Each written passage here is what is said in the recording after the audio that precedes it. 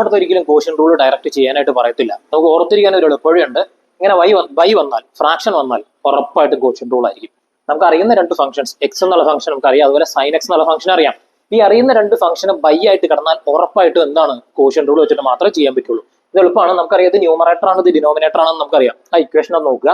Denominator into derivative of numerator minus നേരെ തിരിച്ചിടുക. Numerator into D by D X of denominator divide by denominator square.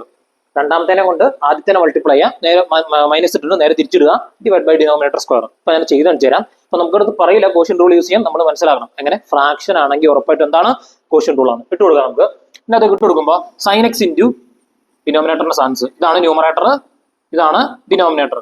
Sign X into D by D X of X, നേരെ തിരിച്ചിടുക, minus X into D by D X of sine X divide by sine X the whole square.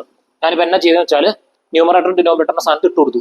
നേരത്തെ കിട്ടാൻ പോണേ sine X into എക്സിന്റെ derivative എന്ന് പറഞ്ഞാൽ 1 minus X into സൈൻ്റെ derivative എന്ന് പറഞ്ഞാൽ cos x divide by sine എക്സിന്റെ ഡെറിവേറ്റീവ് എന്ന് പറഞ്ഞാൽ സൈൻ സ്ക്വയർ എക്സ്.